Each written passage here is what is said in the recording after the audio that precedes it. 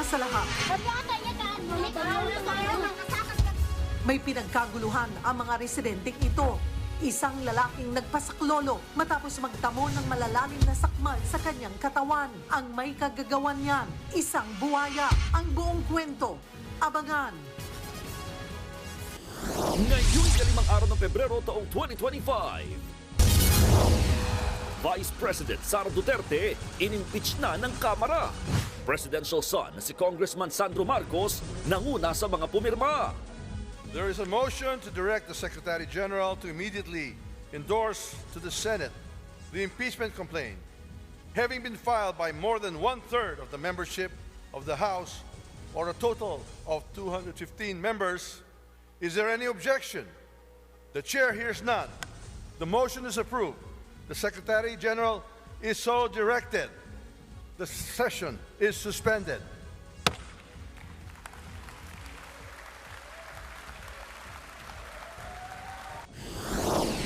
Ang reaksyon ni VP Sara, una at eksklusibong nakuha ng News 5. Ang Senado naman, kailan kaya tatayong impeachment court? Lugi raw yung mga kailangan ng mangampanya. At sa busway, mag-goodbye na raw.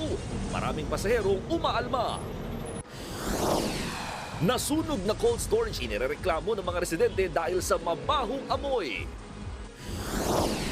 Mag-amang lasing, nagtagaan, patay ang tatay.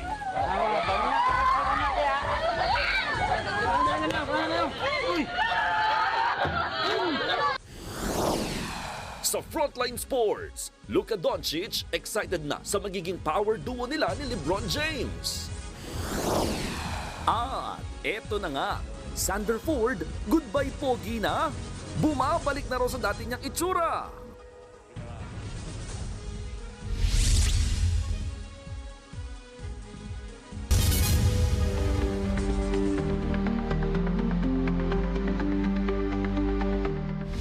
Sa kauna-unahang pagkakataon sa kasaysayan ng bansa, ini-impeach ng Kamara ang isang vice-presidente. 6 ang nakitang articles of impeachment laban kay Vice President Sara Duterte. Kabilang dyan ang paglustay umano sa confidential funds at ang pagbabanta kay Pangulong Bongbong Marcos. Sobra-sobra nakuwang suporta sa mga mambabatas para patalsikin ng bise. Nanguna sa pagpirma sa impeachment ang presidential son na si Congressman Sandro Marcos. At live mula sa Batasang Pambansa ng sa frontline ng balitang yan, si Marian Enriquez. Marian, ano na ang update dyan?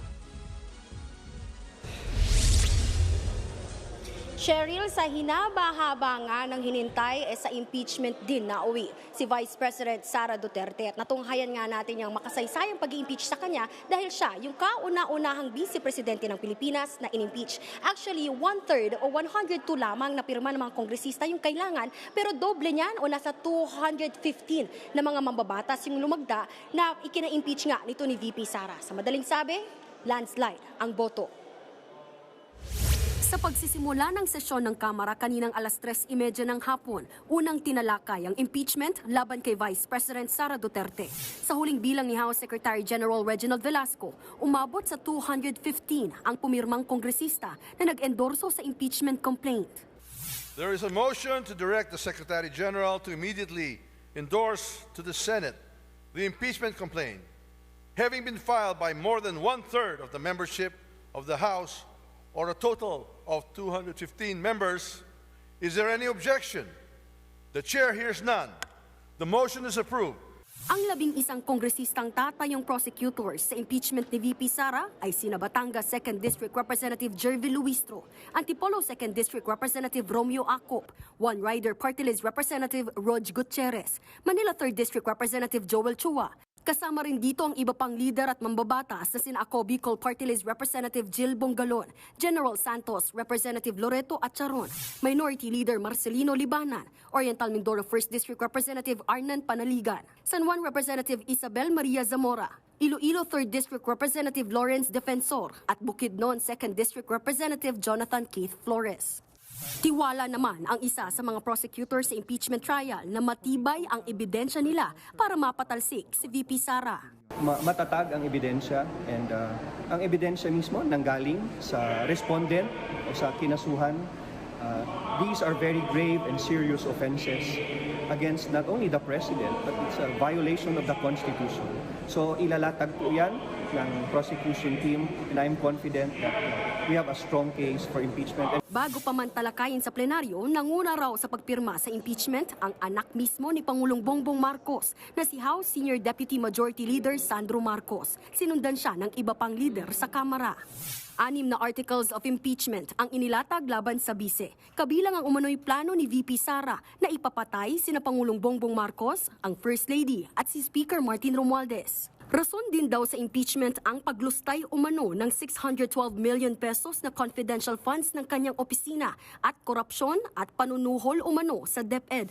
May kinalaman din daw sa extrajudicial killings ang bise noong alkalde pa siya ng Davao City. At inakusahan din siyang sangkot sa destabilisasyon ng gobyerno.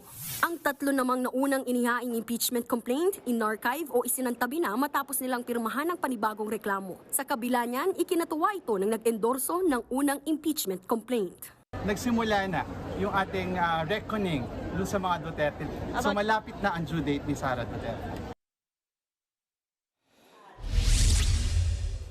Cheryl, bago nga mag-alas 5 ng hapon ay dumating na sa Senado si House Secretary General Reginald Velasco para formal na ibigay yung verified impeachment complaint laban kay Vice President Sara Duterte. Dahil nga dito, nasa Senado na ang bola sa pagpapatalsik kay VP Sara.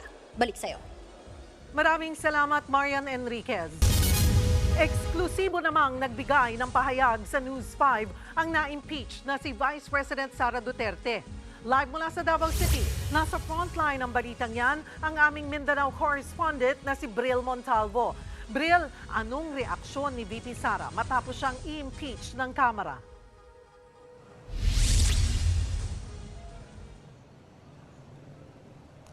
Cheryl, nakausap ko nga kanina si Vice President Sara Duterte habang gumugulong ang sesyon ng Kamara sa pagpapatalsik sa kanya. Naging maayos naman ang aming usapan pero naging matipid ang kanyang reaksyon hinggil sa pag-impeach sa kanya ng mayorya ng mambabatas.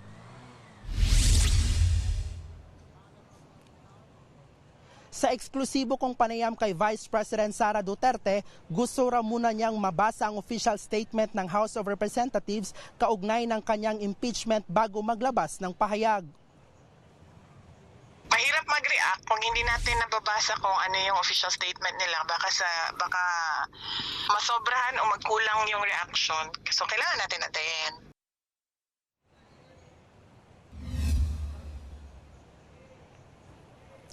Sa huling sesyon ng Kamara ngayong araw, 250 na kongresista ang pumirma para tuluyan ng i-impeach si VP Sara. Isa sa mga basihan ay ang maling paggastos umano ng confidential funds sa Office of the Vice President at sa Department of Education. Dismayado at galit naman ang kapatid ni VP Sara na si Davao City 1st District Representative Paulo Duterte sa aniyay desperado at may bahid politikang pagpapatalsik sa bise. Ang paggalaw ng mga mambabatas para makakuha ng sapat na pirma sa pangunguna ni Iloilo 1st District Representative Janet Garin ay isang uri ng political persecution. Nagkakamali raw ang Marcos administration kung tingin nilang walang kapalit ang gawa-gawang impeachment. Itinaga pa sa bato ni Congressman Paulo na hindi papabor sa administrasyon ang aniyay pang-aabuso sa kapangyarihan. Pero pinabulaan na ni Garin ang sinabi ni Pulong. Malisyoso raw ito. Hamon niya, lumantad ang nagbigay ng impormasyon kay Pulong na siya ang nagmaniobra sa pirmahan ng impeachment. Nag-post din si Davao City Mayor Basit Duterte at sinabing naging agresibo ang aniyay mga hayop. Tinagpa niya ang mga pangalan ni House Speaker Martin Romualdez at Pangulong Bongbong Marcos. Malungkot naman at hindi makapaniwala ang mga Davaoenyo sa nangyari sa buhay politika ng kanilang dating alkalde na si VP Sara. Narito ang kanilang pahayag. Nag-uol gani ko, ma'am. Nalungkot talaga ako. Hindi ako makapaniwala lalo't wala namang kasalanan si Inday Sara. Bakit pa nila in-impeach? Laban lang.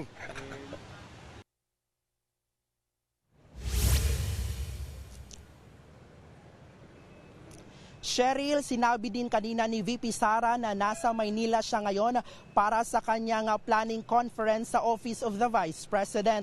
Humingi din tayo ng reaksyon sa kanyang amang si dating Pangulong Rodrigo Duterte hinggil sa impeachment pero wala pa siyang tugon dito. Cheryl? Maraming salamat, Bril Montalvo. Hawak na ng Senado ang kopya ng impeachment complaint na pirmado ng higit 200 mambabatas. Ilang senador naman ang nagsabing posibleng sa Hunyo pa ito maaksyonan ng Senado. At live mula sa Senado, nasa frontline ng balitang yan si Mean Los Baños. Mean. Magandang gabi sa iyo, Julius. Formal na ngang inendorso inakyat dito sa Senado ang Articles of Impeachment laban kay Vice President Sara Duterte. Bandang mag-aalas 5 ng hapon nang dumating si House Secretary General Velasco dito sa Senado, dala ang mga dokumento kaugnay sa impeachment complaint. May dala-dalang bulto ng mga dokumento si House Secretary General Reginald Velasco nang dumating siya dito sa Senado kaninang hapon. Tinanggap naman ni Senate Secretary Renato Bantog mag-aalas 6 ngayong gabi ang Articles of Impeachment. Hindi agad nakaakyat sa kanyang opisina si Bantog dahil ongoing ang sesyon ng Senado. Ayon kay Secretary General Velasco, rerespetuhin nila ang anumang desisyon ng Senado dahil constitutional duty nilang aksyonan ang reklamo. Narito ang bahagi ng interview ng media kay Sec Gen Velasco kanina. Pwede naman silang mag-convene ng court even during the break, no? Because this is a non-legislative function of the Senate.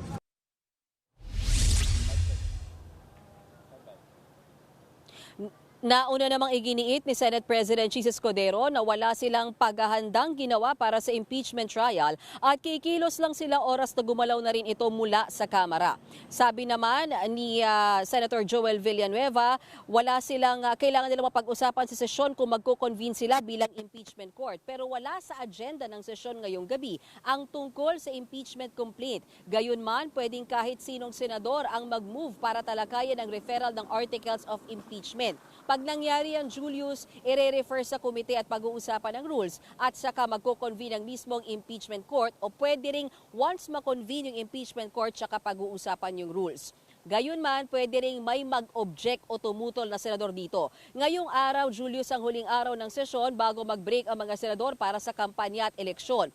Pero kung gugustuhin, pwede pa silang mag-sesyon hanggang sa Biyernes. Posible rin ang pagpapatawag ng special session. Pero sabi ni Senator De La Rosa, sa mga kwentuhan nilang mga senador kanina, lumabas ang posibilidad na baka sa Hunyo, pagkatapos ng eleksyon na tatalakay ng impeachment kay VP Sara. Bilang kilalang kaalyado ng bise, hindi raw ibig sabihin na ia-acquit niya ito. Narito ang pahayag ni Senator Bato De La Rosa. Ang daya nila, no? Gagawin kaming hostage dito para magiging judge ng impeachment court. Tapos sila, magkakampanya na. Kami dito ngayon, 24 of us will be sitting as judges of the impeachment court. Sir, so, hindi kami makapagpangampanya.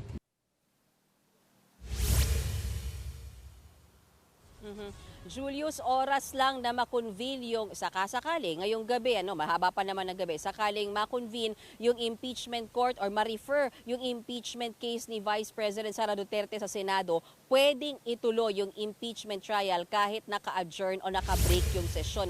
Pero iginigiit na mga senador, dapat plansyahin yung rules of impeachment dahil kung matatandaan ninyo, yung rules of impeachment na meron ang Senado sa ngayon, ginamit kay dating Pangulong Joseph Estrada at kay dating Chief Justice Corona. So magkaiba kasi ito yung unang pagkakataon na isang vice-presidente ang i-impeach. Julius? Kaya nga naalala ko, dati mo na rin na-cover yung impeachment trial ni dating Chief Justice Renato Corona. Sa experience mo, gaano ba ang tinatagal nitong impeachment proceedings na ito para kay VP Sara kung sakasakaling ito'y matutuloy? Unique kasi yung time na yon, Julius, naalala ko, December 12, 2011 siya na-impeach siya na mayapang CJ Corona. Then, diniretso, parang ganito rin, diniretso sa Senado. Pero kasi dahil December, nagkaroon ng Christmas break. And then, pagbalik nila ng January, inayos yung rules at logistics-wise sa Julius, nandyan yung pasusukatan pa sila at patatahian ng robe. Ganon din yung sinasabi ng mga senador ngayon, malamang patahian sila ng robe kasi iba naman na yung composition ng senators this time. And then by January 16, 2012, nag-start na yung trial. Doon na pinlansya yung rules, doon na pinakilala yung prosecution, doon na inilatag yung kanilang mga argumento at doon na rin na dumipensa yung team naman noon ni CJ Corona. Kung gaano katagal, inabot kami ng 5 buwan kasi nagsimula ng January na ilabas yung conviction o yung mismong desisyon by May 2012, Julius. Kapag sumalang ba si VP Sara sa Senado, natatay yung impeachment court, sa tingin mo, do they have the numbers para makonvict siya?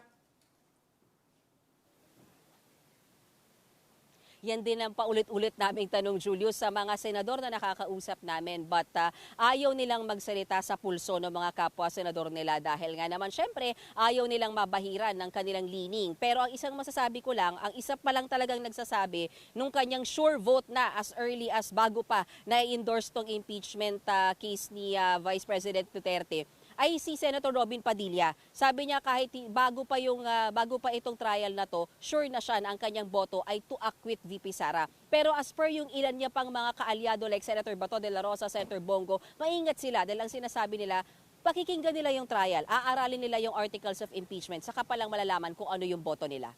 Julius. Maraming salamat, Mean Los Baños.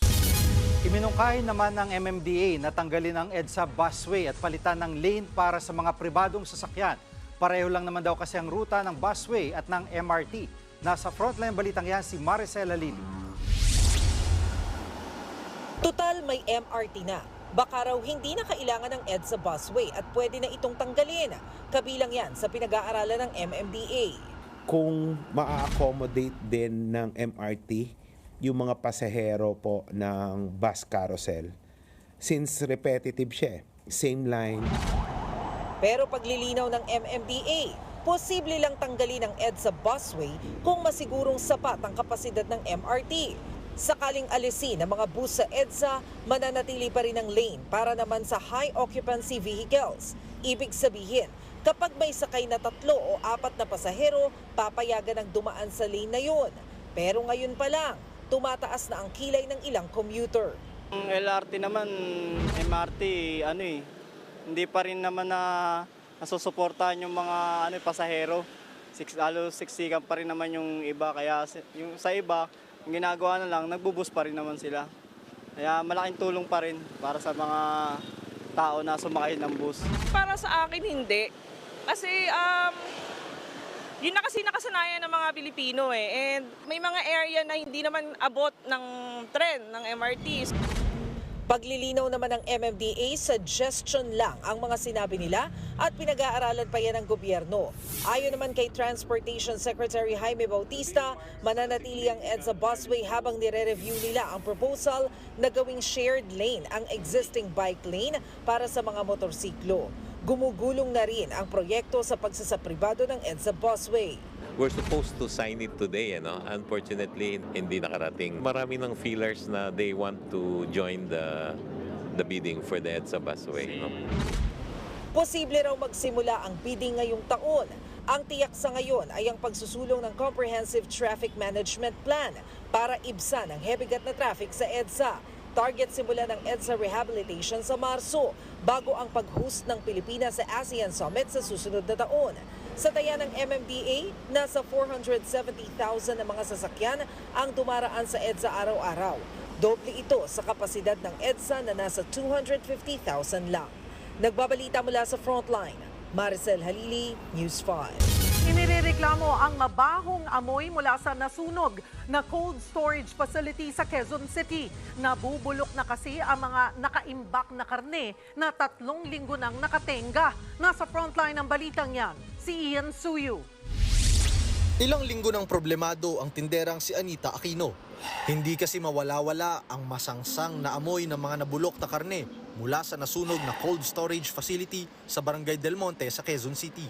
Masakit po sa sikmura, sinisipong ka na dahil naaamoy mo nga. Loser kami dito, yung kantin namin hindi na halos kumikita kasi naaamoy ng mga customer. Bukod sa nakakaapekto sa negosyo, delikado rin yan sa kalusugan. Pati mga dumaraan sa tapat, napapatakip ng ilong dahil sa baho. January 20 nang masunog ang cold storage facility na yan. Bagamat wala namang naiulat na nasaktan mula sa sunog, daang-daang mga residente naman ang napeperwisyo sa ngayon dahil sa masangsang na amoy dulot ng mga nabubulok na produkto na naiwan sa loob ng gusali. Nandito na nga kami ngayon sa kabilang kalsada pero kailangan pa rin naming magsuot nitong face mask dahil ganun na lamang kalakas yung amoy hanggang dito. 3 linggo nang nakaimbak sa naturang cold storage ang mga karne. January 22 naman daw nang nagsimulang maghakot ng mga basura roon. At kaninang hapon, naabutan namin ang mga truck na naghahakot. Hindi pa malinaw kung gaano pa katagal bago makuha ang lahat ng nabulok na karne. Nakausap na rin ng barangay ang may-ari ng pasilidad. Kung kami tatanungin mo tiga-barangay, as soon as possible naman, no, na matapos na kasi yung paghihirap din ng mga kapit-kapit barangay namin, maalunasan na rin. May mga dumating ding tauhan ng Quezon City LGU at CDRRMO kanina, pero wala pa silang pahayag tungkol dito. Nagbabalita mula sa frontline, Ian Suyu, News 5. Patay ang isang lalaki matapos araruhin ang pickup truck sa Bataan. Ang driver tumakas. Nasa frontline ng balitang yan si Mon Gualvez.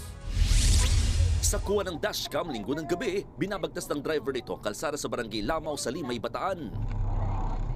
Nang biglang sumulpot at mag-overtake sa kanya ang humaharurot na pickup. Sa di kalayuan, isang lalaki naman na nakitang papatawid sana sa kalsada. Pero inararo siya ng pickup, saka nagdire-diretso at hindi man lang huminto. Tumilapon at nasawi si Rasmo Alonto. Tinutugis pa ang driver. Hindi naman bababa sa 23 sugatan sa bangga ng taxi at jeep sa Baguio. Sa investigasyon ng Baguio City Office, nagloko ang preno ng jeep. Maharap ang jeepney driver sa reklamong reckless imprudence resulting in multiple physical injuries and damage to property. Nagdulot naman ng traffic sa barangay Irisan sa Baguio City pa rin nang tumagilid ng truck na may kargang 1,000 sakong simento. Kwento ng driver, may biglang nag-counterflow na sasakyan at kumain ng linya. Kaya napapreno siya bigla hanggang sa tumagilid ng truck sa bigat ng karga. Wala namang nasaktan sa aksidente. Wasak naman ang harapan ng van na ito matapos madamay sa karambola sa Alang-Alang, Leyte. Base sa investigasyon ng PNP, sinubukang mag-overtake ng van sa kasabay niyang truck pero naputukan siya ng gulong kaya nawalan ito ng kontrol at sumalpok sa truck. Umiikot-ikot ang van hanggang sa tumama naman sa isa pang truck, walang nasugatan at nadaan yan sa areglo. Nagbabalita mula sa frontline, Mon Gualvez, News 5. Epektibo na sa Metro Manila, mas murang maximum suggested retail price sa mga imported na bigas. Pero ang ilang retailer hirap makasunod dahil malulugi sila. Nasa frontline balitang yan si JC Cosico.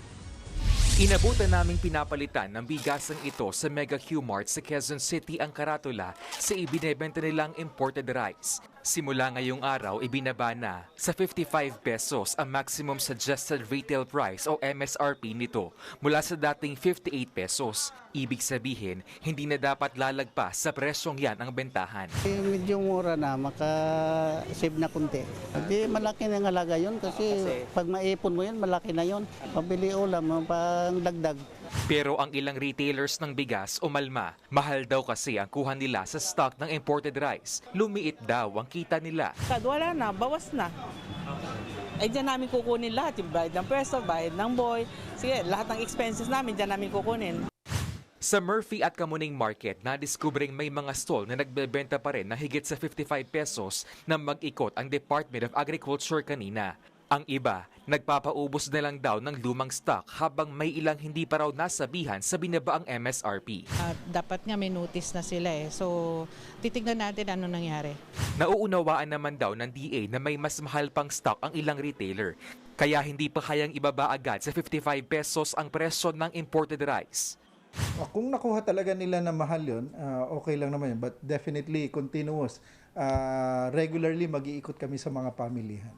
Nauna nang inanunsyo ang pagkakaroon ng MSRP sa imported rice bago pa man magdeklara na food security emergency. Target ng DA na pababain pa sa 49 pesos ang MSRP pero sasailalim pa raw ito sa review. Sa ngayon, sa Metro Manila lang muna epektibo ang MSRP sa imported na bigas pero simula February 15, ipatutupad na ito sa buong bansa. Ngayong linggo naman target maibenta sa ilang lokal na pamahalaan at mga piling kadiwa centers ang 35 pesos kada kilong well-milled rice mula sa National Food Authority. Kasunod yan ang deklarasyon na food security emergency para sa bigas. Nagbabalita mula sa Frontline, JC Cosico, News 5. Showbiz, eto na nga! Mga kapatid, eto na nga ang mga umaarangkadang showbiz balita ngayong Miyerkules. Unti-unti nang nakukumpleto ang Team Incognito. At sa pagpasok ng character ni Maris Racal, abay lalo pang naging exciting ang action serye. Kagabi, nag-cruise na ang landas na Gab Rivera at Tomas Guerrero. Ang maikling eksenang yan, sapat na para kiligin ang mga manonood kina Maris Racal at Anthony Jennings. Pero bukod sa kilig, abay marami po ang pumuri sa husay ng pag-arte ng baton sa Incognito. Isa na po dyan si Direk Joey Reyes na tinawag pang Best Young Actors sina Maris at Anthony. Tila nalagpasan na nga ng maton ang kontrobersyang pinagdaanan nila noong nakaraang taon. Ngayong inaipakilala na po si Gab Rivera played by Maris. Looking forward ang mga manonood sa mga susunod pang eksena niya at ng maton. Gabi-gabi pong mapapanood ang Incognito, 8:45 p.m. dito sa TV5. Susunod, VP Sara sinadyang ma-impeach para raw hindi makatakbong Pangulo sa 2028 ayon sa kanya mga kaalyado. Inuman ng mag-ama, nauwi sa tagaan, tatay patay. At Xander Ford nananawagan ng tulong dahil bumabalik na raw sa dati niyang itsura. Abangan ang lahat ng yan sa pagbabalik ng Frontline Pilipinas.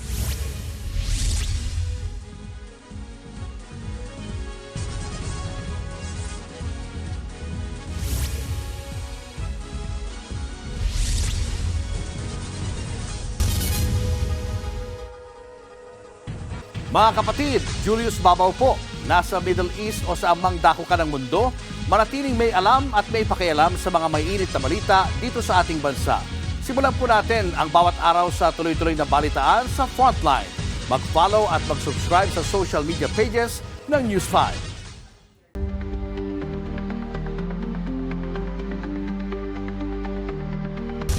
Umalag ang ilang kaalyado ng mga Duterte sa pag-i-impeach ng Kamara kay Vice President Sara Duterte.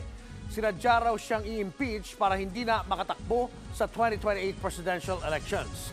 Live mula sa OVP headquarters sa Mandaluyong, nasa frontline na balitang yan si Camille Samonte. Camille, anong update dyan at nakita na ba ninyo si VP Sara?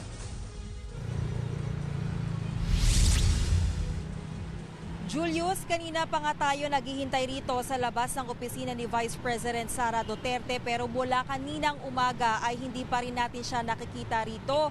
Yan ay matapos siyang i-impeach sa Kamara sa botong 215. Pero ang ilang kaalyado ng Duterte ay nagsalita na tungkol dito.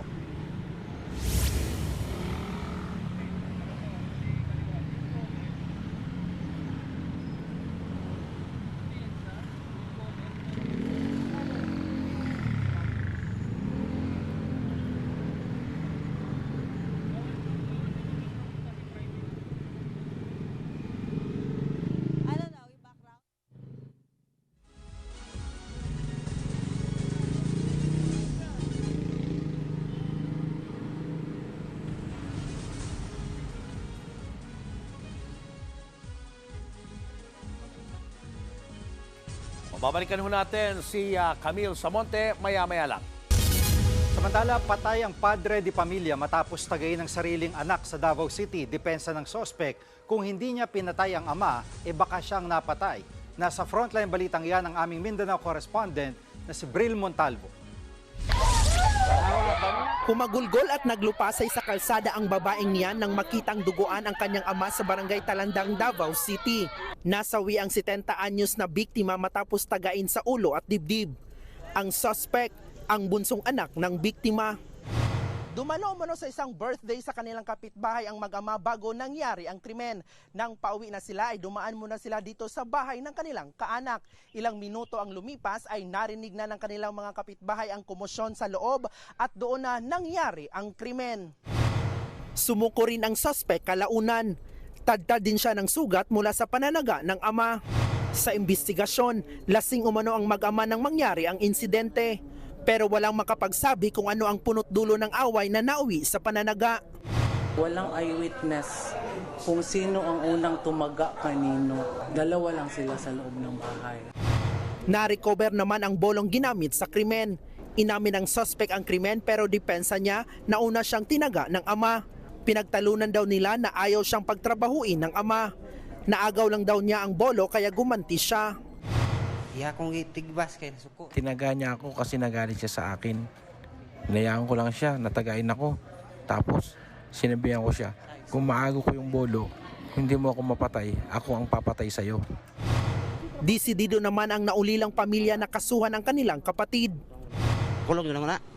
Ipapakulong talaga namin siya. Hindi namin matanggap yung ginawa niya sa ama namin.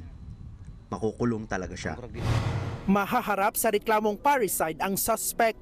Nagbabalita mula sa frontline, Bril Montalvo, News 5. Hahanapan daw ng bagong PhilHealth President ng gamot ang mga sakit o problemang nakikita niya sa ahensya. Kabilang na ang tamang paggastos sa pondo. Nasa frontline ng balitang yan, si Maricel Halili.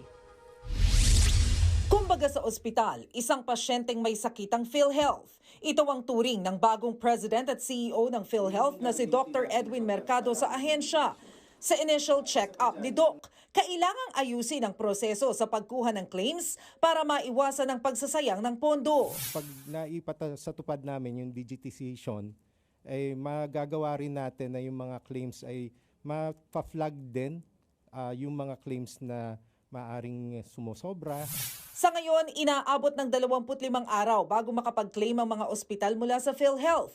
Pero hindi lang naman daw PhilHealth ang may problema. Kung minsan, kulang din sa pagiging masinop ang ilang ospital sa pagsusumite ng requirements. Bilin pa raw ni Pangulong Bongbong Marcos palawakin at palakihin ang benepisyo ng lahat ng miyembro ng PhilHealth. Sa ngayon, nasa 45 hanggang 47% ng gasto sa pagpapaospital ay galing sa bulsa ng mga ordinaryong pasyente. Ang target ay ibaba ito sa 25 hanggang 27%. Kapag may datos na po tayo kung magkano po talaga yung gagastusin para i-maintain yung level of care, ay mas madali po nating palagay ko maididepensa yung mga susunod na budget. Yun nga lang, zero ang subsidy budget ng PhilHealth ngayong taon matapos silang tablahin ng Kongreso at Senado. Malaki raw kasi ang excess funds ng PhilHealth na hindi naman nagagastos. Katunayan, nasa 150 billion pesos pa nga ang sobrang budget ng ahensya noong 2024. Bukod dito, may nakabinbin pang petisyon sa Korte Suprema para pigilan ang pag-transfer ng 89.9 billion pesos excess funds ng PhilHealth sa National Treasury. Sa ngayon, pag-aaralan pa kung kakailanganin ng balasahan sa mga tauhan ng PhilHealth. Nagbabalita mula sa Frontline, Maricel Halili, News 5. Showbiz, eto na nga! Mga kapatid, eto na nga. Pinag-uusapan na naman ngayon ang content creator na si Sander Ford. Si Sander, bumabalik na raw sa kanyang Marlo version. Sa isang video post kamakailan, isa-isang ipinakita ni Sander ang nagbabago na niyang kutis. Pero ang biggest shocker, ang ngipin reveal ni Sander. 3 po kasi sa kanyang veneers. Abay, nasira na. Kaya ang content creator nananawagan ng tulong para yan maipaayos. Pero hindi po lahat sumang-ayon sa paghihingi na naman daw ni Sander. Marami sa netizen nagkomentong dapat ay magtrabaho rin.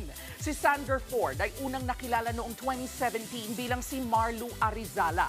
Nang taong ding yan, sumailalim po siya sa plastic surgery sa tulong ng kanyang sponsors. Pagkatapos ng kanyang stint sa showbiz, nag-concentrate si Sander sa paggawa ng online content.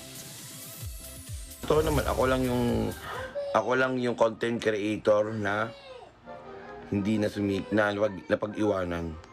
So, pero okay lang, tanggap ko naman yun. Susunod, foreman tinaga ng kanyang selosong tauhan. Negosyante patay ng malapitang pagbabarilin sa Amerika.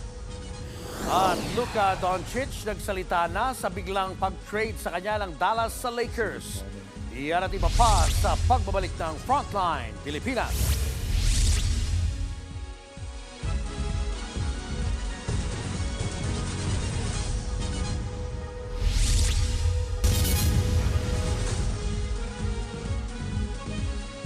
Mga kapatid, Julius Babaw po, nasa Middle East o saan mang dako ka ng mundo, manatiling may alam at may pakialam sa mga mainit na balita dito sa ating bansa.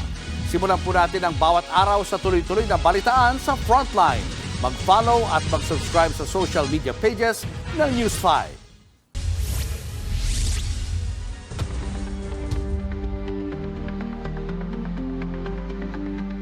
Sinadya raw impeach ni Vice President Sara Duterte para hindi makatakbo sa 2028 presidential elections. At live mula sa OVP headquarters sa Mandaluyong City, balikan natin si Camille Samonte. Camille? Yes, Gigi, kanina pa nga tayo naghihintay rito sa labas ng opisina ni Vice President Sara Duterte, pero mula kaninang umaga ay hindi pa rin natin siya nakikita rito. Yan ay matapos siyang i-impeach sa Kamara sa botong 215. Pero ang ilang kaalyado ng mga Duterte ay nagsalita na tungkol dito. Hindi na raw nagulat si dating Presidential Legal Counsel Attorney Salvador Panelo na tinuloy na ng mga kongresista ang impeachment. Gusto raw talaga nilang hindi makatakbo si Inday Sara sa 2028 presidential elections dahil siya raw ang pinakamalakas sakaling itutuloy niya ang pagtakbo bilang Pangulo. Kapag tuluyang napatalsik si VP Sara, hindi siya pwedeng tumakbo at maglingkod sa anumang posisyon sa gobyerno. Naniniwala rin si Panelo na handa naman si VP Sara na harapin ang impeachment complaint. Pag pinagpilitan mo yan, lalong magagalit ang tao, lalong lalakas ang simpatiya niya, at lalong mapapadali ang pagbagsak ng mga naninira sa kanya.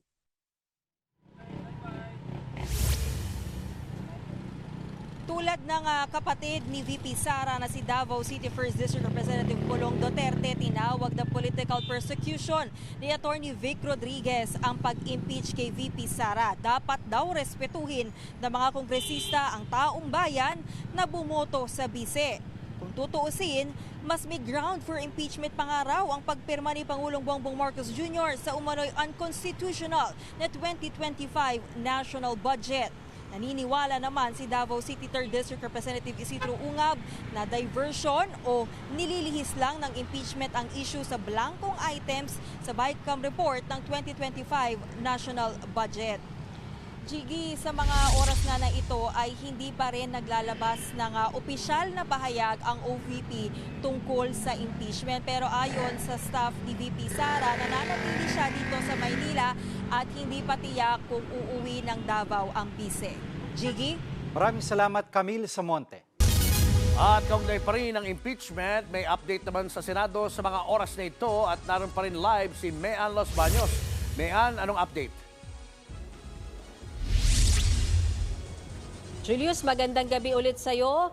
Mag-aalas 7 ng gabi, nag-adjourn na o tinapos na ng Senado ang sesyon nito para magbigay daan sa break para naman sa eleksyon at kampanyahan, lalo na ng mga re-electionista nito. So ang tanong natin ngayon, dahil nag-adjourn sila at hindi pinag-usapan ang tungkol sa impeachment complaint laban kay Vice President Sara Duterte, ano na ang mangyari sa impeachment trial? Hindi natin nakausap sa Senate President Jesus Escudero, hindi na siya nagpa-unlock ng interview dahil may nakaset siyang interview sa ating mga Senate reporters tomorrow morning. Pero nakausap naman natin sa Senate Minority Leader Coco Pimentel. Ang sabi niya, ang dapat sanang nangyari kanina habang nasa sesyon pa ay nai-report man lang ng Senado sa plenaryo na in receipt o natanggap na ng Senado yung articles of impeachment laban kay Vice President Sara Duterte. After that, sana pwede nang mag-convene ang impeachment court. Pero dahil hindi yan nangyari, isa sa posibilidad, Julius, ay malamang sa June na raw talaga itakel itong impeachment case laban kay Vice President Sara Duterte. Pero sabi ni Senator Coco Pimentel, may isa pang posibilidad dahil ang rules naman daw ng Senado pwedeng i-waive anumang oras. Kung mapapag-agrihan ng lahat ng senador na gusto nilang bumuo ng impeachment court kahit walang sesyon, then pwede yan mangyari. So even if naka-break, pag napagkasunduan nila, magko-convene na sila sa impeachment court at tuloy ang impeachment trial, then it will happen in the weeks or months to come in the middle of the campaign, Julius. Maraming salamat, Mean Los Baños. Susunod sa Pulsa Video, negosyante, malapitang pinagbabaril sa bangketa. At lalaking sinakmal ng buhaya, nagkasugat-sugat ang katawan. Tutok lang mga kapatid, magbabalik pa ang Frontline Pilipinas. Mga kapatid, Jig Manikad po, nasa Middle East o saan mang dako ka ng mundo manatiling may alam at may pakialam sa mga mainit na balita dito sa ating bansa. Simulan natin ang bawat araw sa tuloy-tuloy na balitaan sa Frontline. Mag-follow at mag-subscribe sa social media pages ng News 5.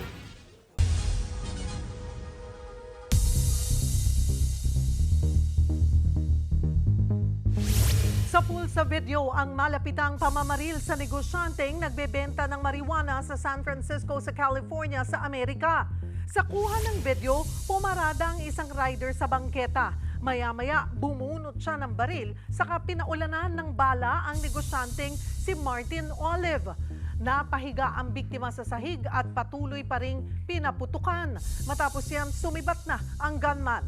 Nadala lang sa ospital ang biktima nang dumating ang mga pulis. Critical siya ngayon. Samantala, napatay naman ng mga pulis ang suspect sa manhunt operation.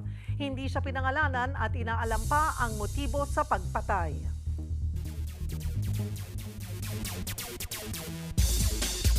Nagbabalik ngayong gabi para maghatid ng Frontline News sa Sports si PVL star at Akari Chargers libero Danny Ravena. Welcome back, Danny.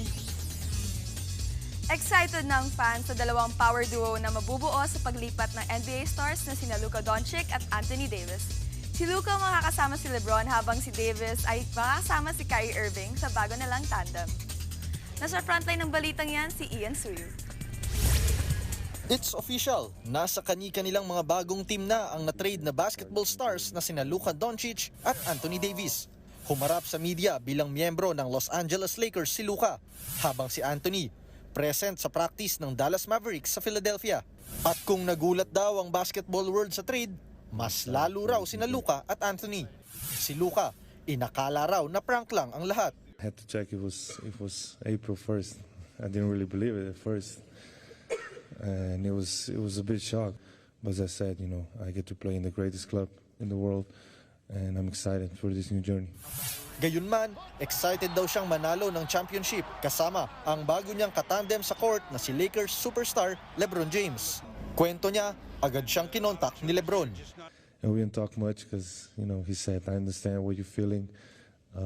But that was really nice of him just to call me right away and welcome me to LA. Si Davis naman, nag-congratulate pa sa LA na nanalo kontra sa New York Knicks nang matanggap niya ang balita sa kanyang trade. They found out like an hour later I was no longer with the team, so I was in shock. Obviously, had no idea that what was happening. But now is I'm kind of over it and just kind of getting ready to play with Dallas. At kung may LeBron at Luka tandem ang Lakers, makakasama naman ni Anthony si Kyrie Irving sa Mavs. I'm very excited. Me and Kai talked about this. We've been wanting to play alongside each other for a very long time, and now we got the opportunity to do so. Pareho pang nagpapagaling sa injury sina Davis at Luka, kaya nakaabang ang mga fans kung ano ang magiging impact ng trade pagdating ng playoffs. Nagbabalita mula sa Frontline, Ian Suyu, News 5. Susunod, lalaking nakaupo lang sa tabing dagat, sinakmal ng buhaya. Marami pa kayong mga balitang dapat malaman sa pagbabalik ng Frontline Pilipinas.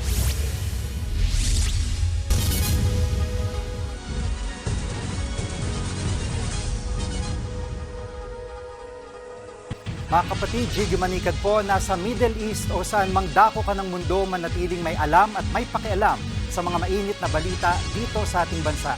Simulan natin ang bawat araw sa tuloy-tuloy na balitaan sa Frontline.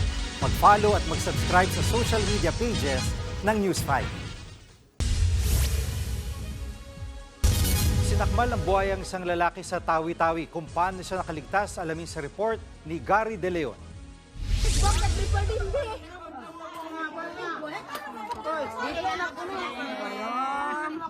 Duguan ang tagiliran at balikat ng isang lalaki sa Barangay Buwan, Panglima, Sugala, Tawi-Tawi. Ang 27 anyos na lalaki sinakmal ng buhaya. Kita ang malalim na agat sa katawan ng biktima. Ayon sa investigasyon, nasa tabing dagat ang bahay ng biktima.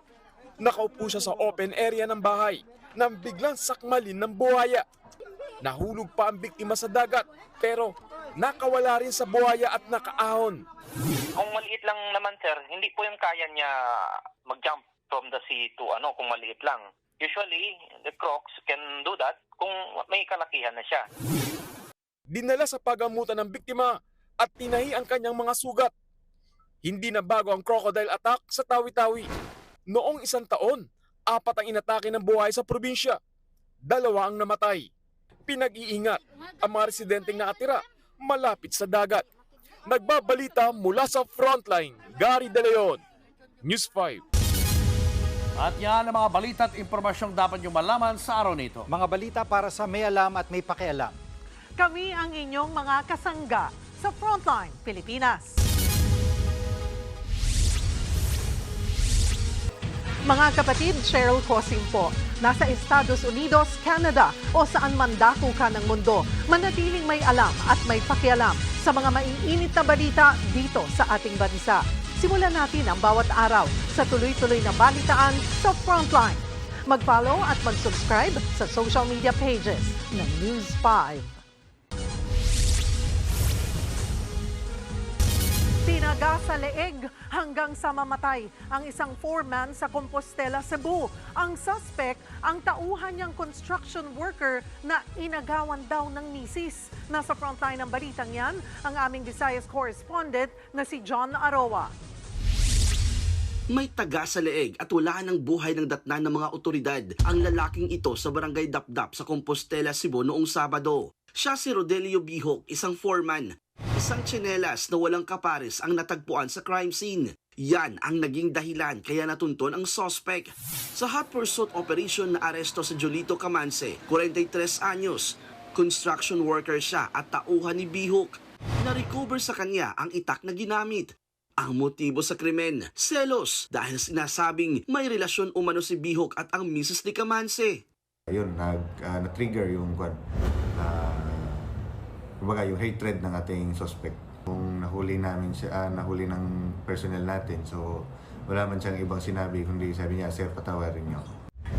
Ayon sa kaanak ng suspect, madalas itong nagsumbong na niloloko siya ng kanyang misis.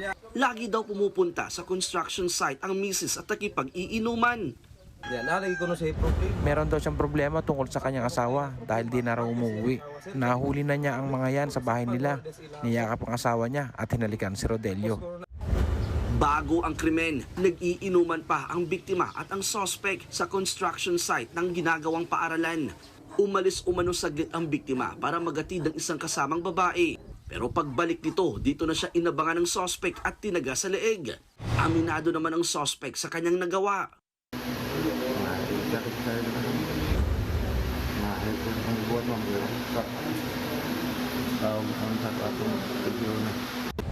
Nahaharap ang suspect sa kaukulang kaso.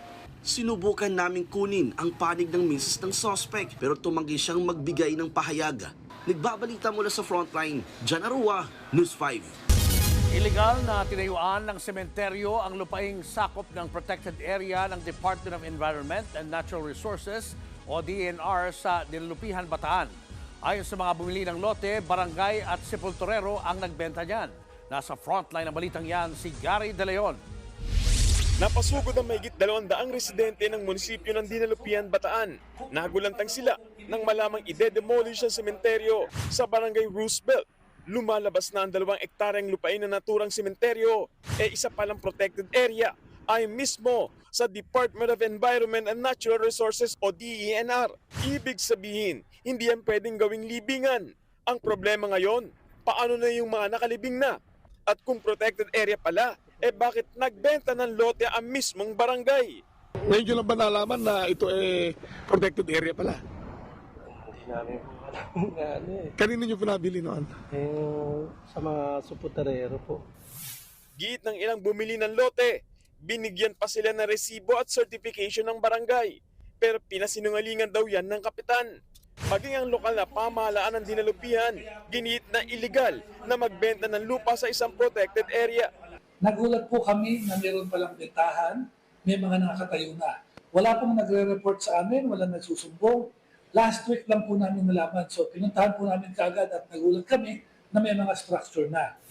Nakipagpulong na ang LGU sa barangay, PNP at supulterero hinggil sa issue. Sa kabuuan, tinatayang milyon-milyong piso ang halagang natangay mula sa mga bumili ng lupa. Pansamantala munang itinigil ang demolisyon habang gumugulong ang investigasyon. Nagbabalita mula sa frontline, Gary De Leon, News 5. Siklo matapos makorner sa bypass ang isang lalaking tulak umano ng droga sa Valenzuela. Ang suspect ginit na napag-utusan lang ng kaibigan. Nagbabalik si Gary De Leon. Walang kawala ang 28 anyos na lalaking yan nang makorner at maaresto ng mga pulis sa barangay Dalandanan sa Valenzuela City. Siya ang target ng bypass operation. Ayon sa mga otoridad, matagal na nilang minamanmanan ng suspect na isang drug pusher. Taga Bulacan pa raw ang suspect at dumayo pa sa Valenzuela para magbenta ng droga. Karamihan talaga ng kanya, yung mga binabagsak niyang item ay dito sa may Kawayan. Construction worker daw ang mga parokyanan ng suspect. Nasamsam sa kanya ang halos 60 gramo ng shabu na nagkakahalaga ng mahigit 394,000. Depensa ng suspect, hindi siya nagtutulak. Inutusan lang daw siyang magbitbit ng parcel. Bitbit ko lang po yung parcel. Pag-abot lang po sa akin, yan po, meron na pong humuli po sa akin. Hindi niyo po alam ng droga yun? Hindi ko po alam na droga po naman. Maharap ang suspect sa reklamong paglabag sa Comprehensive Dangerous Drugs Act. Nagbabalita mula sa frontline, Gary De Leon, News 5.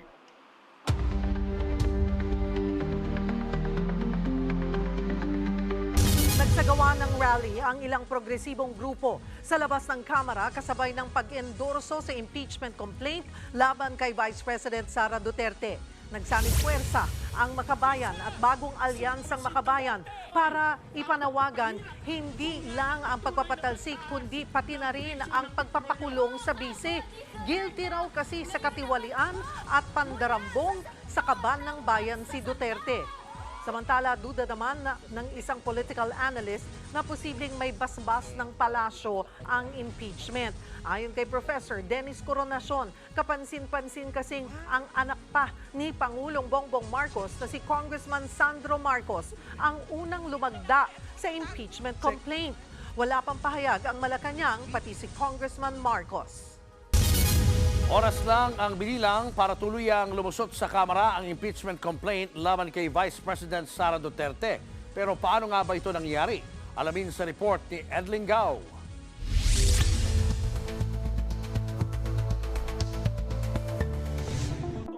Ang ginawa ng Kongreso ngayong Miyerkules ay ang shortcut para sa impeachment ng isang opisyal. Sa Article 11 ng Konstitusyon, basta't meron ng sapat na pirma, hindi na kailangan dumaan sa Justice Committee o sa plenaryo ang isang impeachment complaint. Kung may 1/3 na pirma ng Kongreso, tapos na ang impeachment at rekta na ang reklamo sa Senado para sa paglilitis. Ganitong panggulat ang ginamit ni Noy Speaker Manny Villar noong Nobyembre 2000 para i-impeach si dating Pangulong Estrada at agad ipadala ang impeachment complaint sa Senado. Naulit ito sa impeachment ni Noy Chief Justice Renato Corona. Disyembre 2011, pinaiikot sa isang House caucus ang impeachment complaint laban kay Corona. Pagdating sa plenaryo, 188 congressmen na ang nakapirma, kahit 95 lamang ang kinakailangan. Kinabukasan, pinadala agad na reklamo sa Senado. Pero tandaan na ang impeachment ay unang bahagi pa lamang ng isang proseso. Kung ihahambing sa kaso, ito pa lang ang pagsasampa ng reklamo ng piskal matapos mahanapan ng probable cause. Ang mahalaga at ang matagal ay ang proseso ng impeachment trial sa Senado, kung saan kailangan ng 2/3 vote para sa isang conviction. Si Corona na-impeach noong December 2011. Pero umabot pa ng 4 na buwan para matapos ang lahat. Nagsimula ang paglilitis Enero 2012 at nakonbik si Corona katapusan na ng Mayo 2012.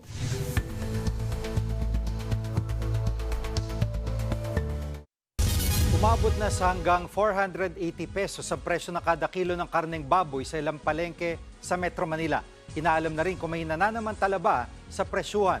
Nasa frontline balitang yan si Kari Cator. 2.9%. Nanatili sa ganyang antas ang inflation nitong Enero, pareho noong Disyembre. Nangunguna sa mga nag-ambag dyan ang presyo ng gulay gaya ng kamatis, isda kabilang ang galunggong, at karne, partikular ang baboy. Halos 50 pesos daw ang itinaas ng presyo ng karneng baboy sa Metro Manila. Bumaba naman ang inflation sa bigas at posibleng magpatuloy ngayong umiiral ang food security emergency for rice. Dahil sa magkakaibang galaw, hindi pa masabi ng Philippine Statistics Authority kung posibleng bumilis ang inflation ngayong Pebrero. Ang expectation natin based on the computation is that at least hanggang July, we will expect negative inflation for rice. Sa ngayon, talagang mabigat pa rin sa bulsa ng mga mamimili ang presyo ng karneng baboy. Si Jocelyn nga, kakapiranggot na halagang 120 pesos lang ang nabili pansahog sa gulay. Ang mahal po ng baboy, 420 po. Dati po magkano lang kilo nito. Si Charles, manok na lang daw ang binili para makatipid. Sa manok, mga 1 kilo, 2 luto. Adobo tsaka tinola, pwede naman. Hanggang 400 pesos ang presyo ng laman sa Kamuning Market, habang umaabot sa 480 pesos ang liempo, kapresyo na ng karneng baka. Nangangamba raw ang ilang nagtitinda na baka umabot pa yan sa 500 pesos lalo't tumataas ang kanilang puhunan. Ayon sa Department of Agriculture, inaalam na nila kung may nananamantala sa presyo dahil 220 hanggang 240 pesos lang ang farm gate price ngayon.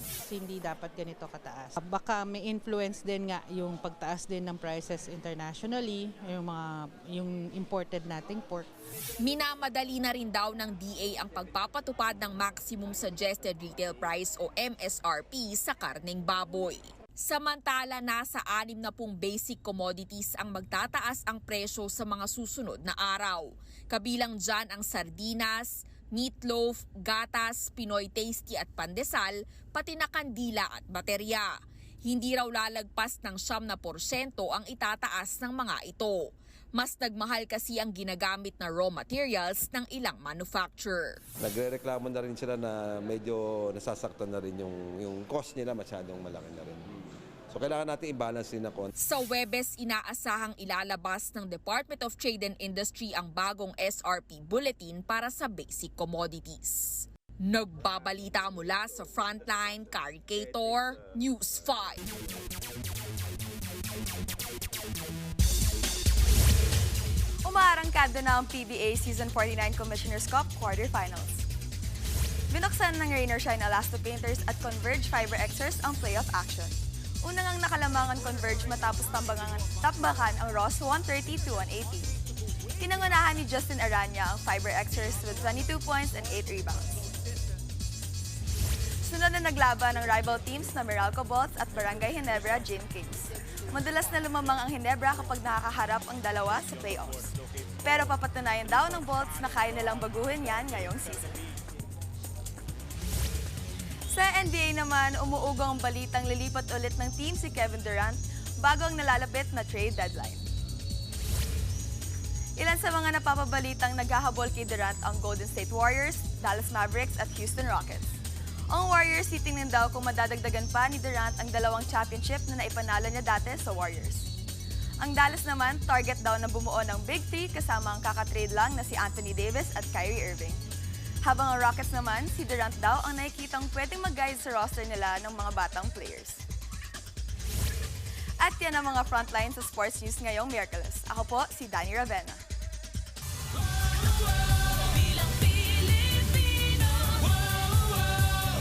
Maglalatag daw ng guidelines ang COMELEC at PNP para sa Oplan Katok na kampanya laban sa mga pasong lisensya ng baril. Layan nitong siguruhing hindi magagamit sa pamumulitika ang programa. Nasa frontline ng balita niya, si Brian Castillo. Formal nang inilunsad ng COMELEC ang 100 araw na mas pinaigting na paghahanda para sa Bilang Pilipino 2025. Pumirma ng Solidarity Pact ang COMELEC, Philippine National Police at Armed Forces of the Philippines para sa malinis, maayos at mapayapang eleksyon. Sana makalabas ng ligtas ang mga tao sa bahay, makaboto ng malaya at makauwi ng matiwasay, walang takot. Ang mga nandun po sa front lines ay yung mga pulis natin, pero yung Armed Forces of the Philippines ay tutulong po in terms of making sure that our polling centers are secure. Napag-usapan din ang kontrobersyal na revitalized Oplan Katok ng PNP. Magbabahay-bahay dito ang mga pulis sa mga may-ari ng baril para abisuhang mag-renew ng lisensya o rehistro.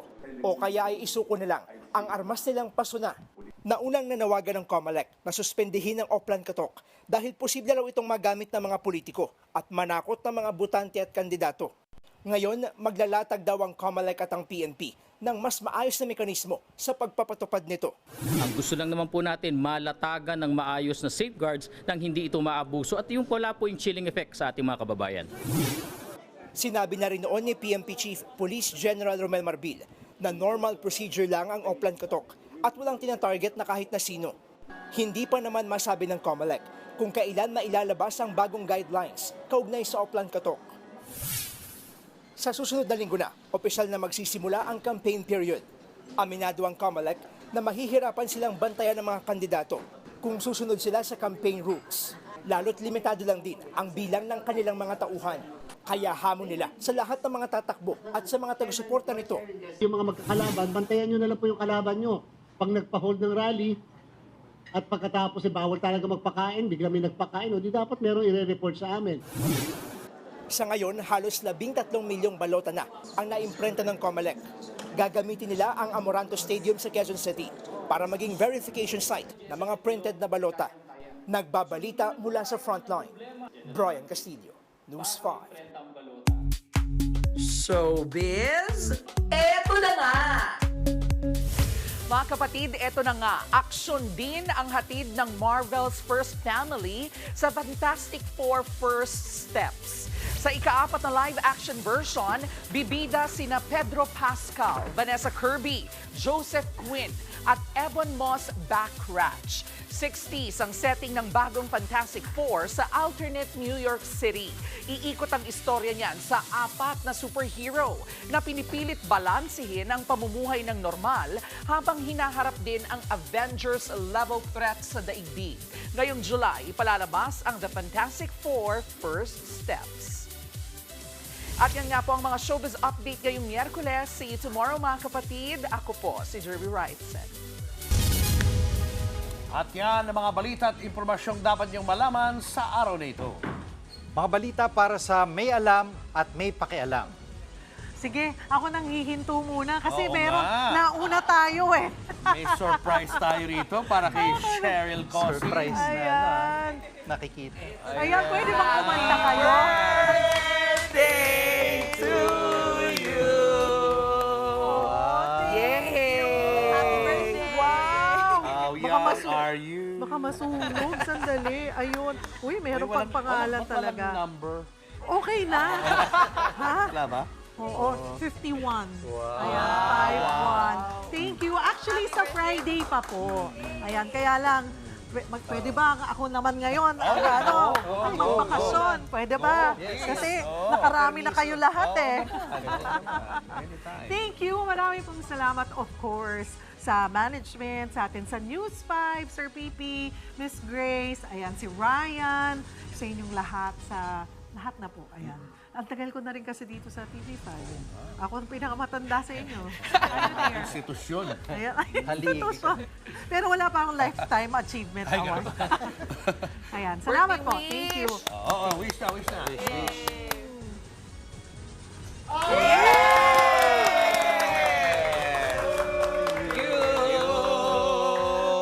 Sa Friday, promise, di ko kayo nakalimutan. Salamat. Happy birthday, Miss Yen. Thank you. Kami ang inyong mga kasangga sa Frontline Pilipinas.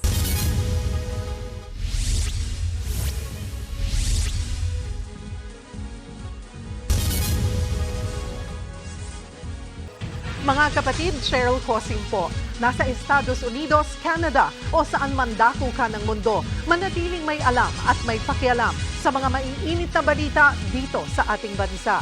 Simulan natin ang bawat araw sa tuloy-tuloy na balitaan sa Frontline. Mag-follow at mag-subscribe sa social media pages ng News 5.